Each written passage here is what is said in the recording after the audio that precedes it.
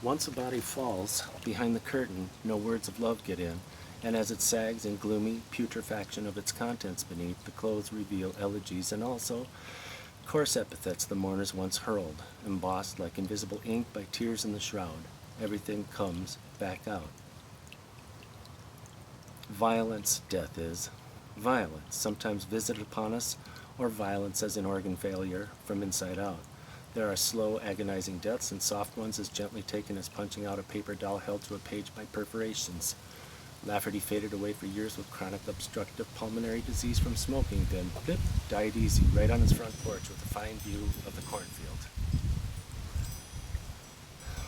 In 2004, at Six Hills Farm north of St. Paul, after making tomato soup, Robert slid off his aggravating oxygen tube and drove to the bakery in Matamidi for sourdough bread. He returned home with a hard stale loaf in one hand, took a step up, and for momentum pushed off a poplar growing next to the deck. He fell face first, hitting his forehead. No blood issued from the abrasion, as his heart had stopped midair. He died instantly.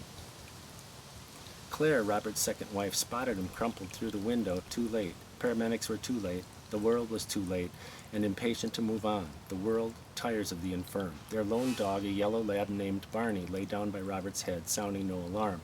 Claire, who was a nurse, scrambled out the front door, shooed off the dog. "Get Barney!" checked Robert's carotid pulse, and called 911.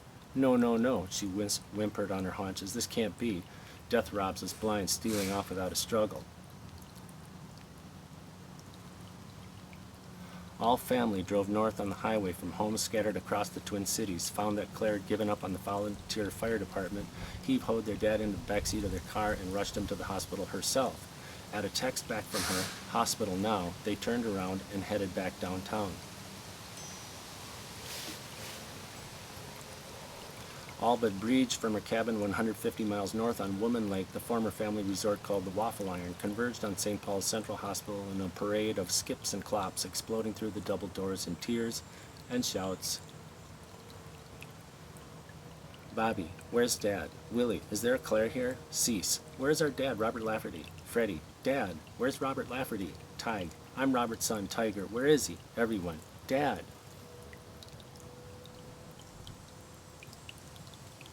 Claire pulling the curtain open gently from a bed. "Here, kids, he's here. I'm sorry. I'm so sorry." Her usually fair complexion ruddy and streaked. She stands back from the bed, letting her fingers slip off Robert's arm with his rolled-up sleeve. She averts her eyes, her lips trembling in humble and pure love. They storm his bedside, where he lays with mouth open, intubation pulled out and set aside for another life with better chances. Everyone. "Dad, Dad, Dad. Oh my God, Dad. Oh no, Dad." They are squeezing his cool hands and fingers.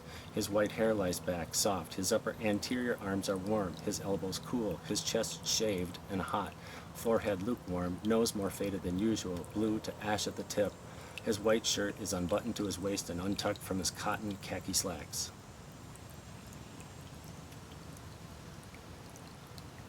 In some, the anchors of defeat and scourges of regret pull him down no more. Robert no longer keeps counsel, not to psychiatric patients and strife nor himself. Air hunger is done, ledger zeroed, with nothing to show for it. Truce has fallen over his pale hairline. His widower marriage to the widowed Claire dissolved, his former marriage to Moira a puff of smoke. No prize from his life's career in counseling, a clash of poor tinfoil swords all fallen from the cross guarding of a heap of hapless souls.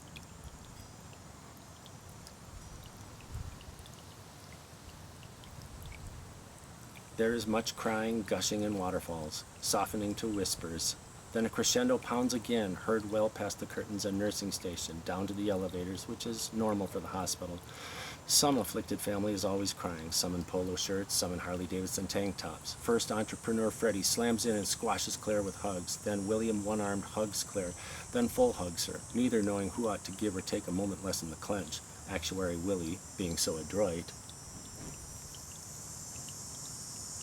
Tall, handsome, and tan artist Bobby, with shining hair, in his royal blue viscose shirt, silver and turquoise ring, yellow canvas docksiders, standing, sobbing, not bothering to wipe the tears issuing from his clamped red eyes, his arms crossed above his father's helpless face, Cease, arms draped over Dad's flat, weak ribcage, dark hair spread like a mermaid's in all her doctoring wizardry, impotent at doctoring now. Tig massaging his dad's hand, pressing to memorize each knuckle hair and soft city palms, because Lafferty was but a hobby farmer. He gazes down his father's frame from Adam's apple to sternum to hair-clouded navel to brown belt buckle, flying over khaki pants to gray socks and untied Brooks Brothers shoes.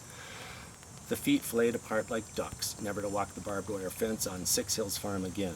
Ty looks past his dad's feet at the distance, thinks, inventory. Monitor your little pots of accumulated life. Check your goods while you can, because we are in motion now.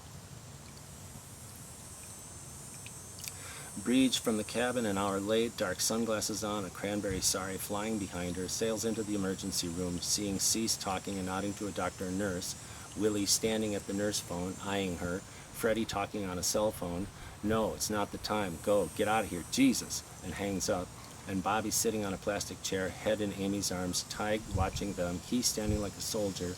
Cease stops and rushes up to hug her big sister. Then they all get up to take her by the hand to Dad's side, where she, in her spring-loaded, sincere pathos, bursts, "Oh no," and cries, flopping down on his stomach, "Dad, Dad, Daddy, no." This flies out of her throat for 10 minutes, leaving a new puddle on his rolled-up sleeve. He is all cold now. 10 minutes more, Cease asks, "What's in your hand?" "A speeding ticket. I was going 100 the whole way." She chuckles and snarks. The whole room erupts in laughter. "Bridget!" The Lafferty brothers and sisters, along with stepmother Claire, go quiet for a bit. Cease sniffles, and in quick succession so do Breege and Ty. Breege giggles, and they do too. Bobby keeps on streaming silent tears, aghast at losing his father. Willie stands sideways in the crack of the curtain, hand rubbing down his wet cheeks. Freddie, "Breege, you shouldn't have stopped. Should have led Trooper right here."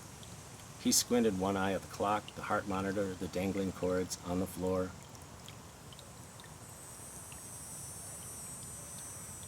Bobby sniffled a laugh. "Like a police escort," Ty said. He stepped to Freddie and patted him on the shoulder in devotion. "Oh, Dad," Cease said. Her older brothers watched as she, an internal medicine doctor, pushed a stand from his chest. "They couldn't do a thing. You tried so hard, so long." Breege said, "Things are going to be so different now." "For sure," Willie said, biting his lips in an open mouth in a great lowercase n. Bobby said, "What do I do now?" Sitting down, palms flicking upward on his thighs. Breege said, "Yeah, what do we do?"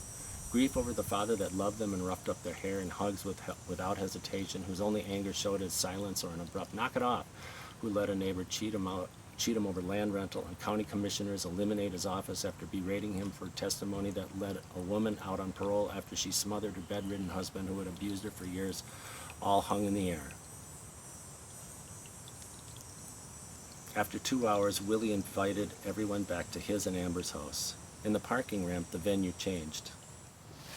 All but Bobby and Tig left with Claire back to Six Hills to think and sob a bit and help her settle in. Willie texted the change to Bobby. At the farm, they broke out Robert's Jameson, had a round of shots, sat down, brushed off their jeans, looked around at tired, upholstered furniture and tired, blue-painted cupboards from the 70s, and Freddie said he supposed they ought to look at what comes next, to which Claire nodded, sniffing, and Breege said, to wait till Bobby and Tiger arrived. At Central Hospital, Bobby shortly shook his head.